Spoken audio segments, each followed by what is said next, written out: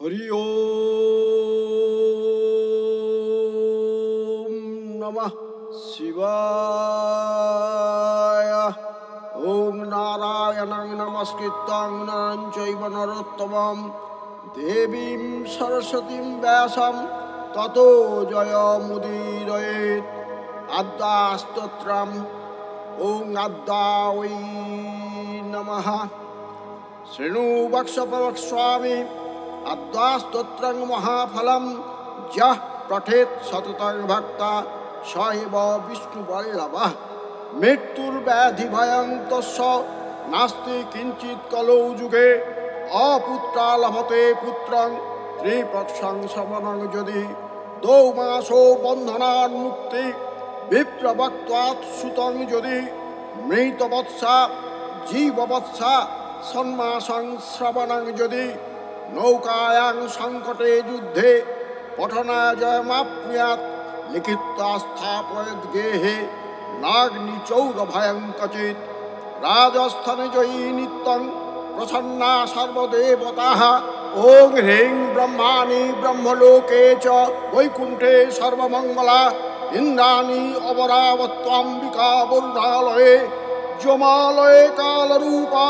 কুবেরা ভবনেষু বা মহানন্দাগ্নিকোণে চ বায়ব্যাং মৃগবাহিনী। নয়িত্বাং রক্তদন্তা চ ঐশান্যাং শূলধারিণী। পাতালে বৈষ্ণবী রূপা সিংহলে দেবমোহিনী। ষোড়শা চ মণিদ্বীপে লঙ্কায়াং ভদ্রকালিকা। রামেশ্বরী সেতুবন্ধে বিমলা পুরুষোত্তমে। বিরজা ওড্রদেশে চ কামাক্ষা নীলপার্বতে। কালিকা বঙ্গদেশে চ অযোধ্যায়াং মহেশ্বরী। বারাণস্যা অন্নপূর্ণা গয়াক্ষেত্রে গয়েশ্বরী। কুরুক্ষেত্রে ভদ্রকালী ব্রজে কাত্যায়নী পরা। দ্বারকায়াং মহামায়া মথুরায়াং মহেশ্বরী। ক্ষুধাত্বং সর্বভূতানাং বিলাত্বং সাগরস্য চ। নবমী শুক্লপক্ষস্য কৃষ্ণা সৈকাদশী পরা। দক্ষস্য দ্বৈতা দেবী দক্ষযজ্ঞ বিনাশিনী। রামস্য জানকী ত্বং হি রাবণ ধ্বংসকারিণী। চণ্ডমুণ্ডবধে দেবী রক্তবীজ বিনাশিনী।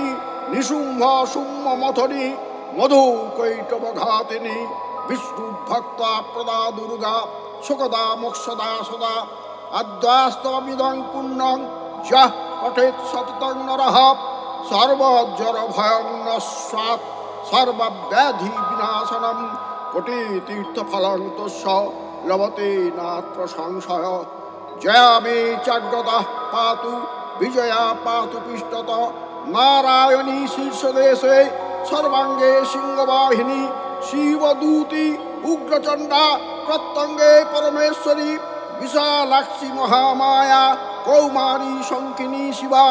চক্রিণী জয়দাত্রী চ রণমত্তা রণপ্রিয়া। দুর্গা জয়ন্তী কালী চ ভদ্রকালী মহোদরী। নারসিংহী চ বারাহী সিদ্ধিদাত্রী সুখপ্রদা। ভয়ঙ্করী মহারৌদ্রী মহাভয় বিনাশিনী।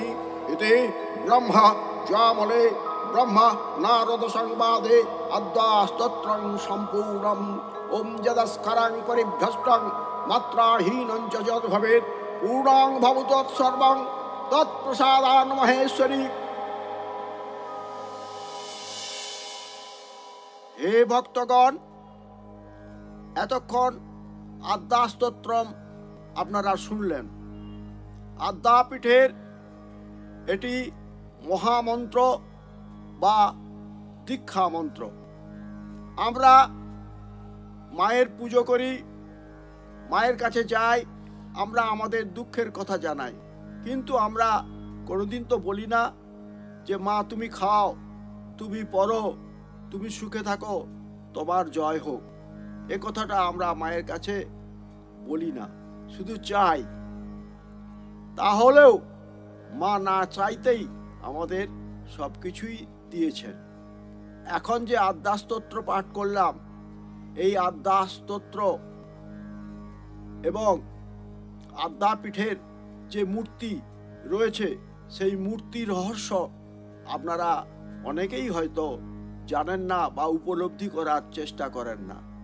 এই আদ্যাপীঠের মূর্তি দেখলে আপনি কি দেখবেন? প্রথমে গুরু রয়েছেন, শ্রী শ্রী রামকৃষ্ণ পরমহংসদেবের মূর্তি রয়েছে। ঠিক তার উপরে আদ্যাশক্তি মহামায়ার মূর্তি রয়েছে। ঠিক তার উপরে রাধা কৃষ্ণের যুগল মূর্তি রয়েছে। এই মূর্তির রহস্য কি? এই মূর্তির রহস্য হলো যে আমাদের আধ্যাত্মিক জগতে উন্নতি করতে গেলে প্রথমে গুরু ধরতে হয়। সেই গুরু আমাদের শ্রী শ্রী রামকৃষ্ণ। তাই নিচে রামকৃষ্ণের ছবি বা মূর্তি দেওয়া রয়েছে। তার উপরে আদ্যাশক্তি মহামায়ার মূর্তি রয়েছে। তার মানে গুরুকে প্রথমে ধরতে হবে, তারপর আমাকে সেই মহামায়ার কাছে, সেই আদ্যাশক্তির কাছে পৌঁছাতে হবে। সেই আদ্যাশক্তির কাছে পৌঁছাতে কে আমাদের নিয়ে যাবেন? গুরু নিয়ে যাবেন।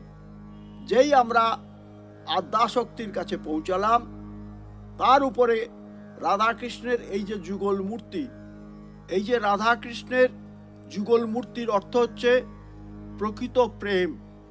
রাধাকৃষ্ণের প্রেম হচ্ছে প্রকৃত শুদ্ধ প্রেম। আর এই প্রেম শক্তির বলে পৃথিবীর সব কিছুকে জয় করা যায়। তাই আদ্যাপীঠের এই যে মূর্তি রহস্য, এই মূর্তির রহস্য প্রকৃত অর্থ হলো যে গুরুকে ধরে আদ্যামা এবং আদ্যামার কৃপা লাভ করে সেই পরম প্রেমে পৌঁছে যাওয়া। এটাই হলো আদ্যাপীঠের মূর্তি রহস্য। আপনাদের অসংখ্য ধন্যবাদ যে আপনারা দয়া করে আমার এই ব্যাখ্যাটি শুনবেন, এটাই আমার অনুরোধ রইল। আর মাকে বলবেন, মা তুমি খাও, তুমি পড়ো, তুমি সুখে থাকো মা, তোমার জয় হোক, এটাই বলবেন। নাহলে আমরা কি করি? মায়ের কাছে গিয়ে বলি, মা আমাকে এটা দাও, ওটা দাও, সেটা দাও। না, মার কাছে চাইলে কম পাওয়া যায়। মার কাছে শুধু আত্মনিবেদন করবেন এবং মায়ের জয়গান করবেন, তাহলেই আপনার জীবনে সব কিছু শক্তি ফিরে আসবে। আমার এই ভিডিওটি যদি ভালো লাগে তাহলে দয়া করে সাবস্ক্রাইব করবেন, শেয়ার করবেন এবং মন্তব্য করবেন।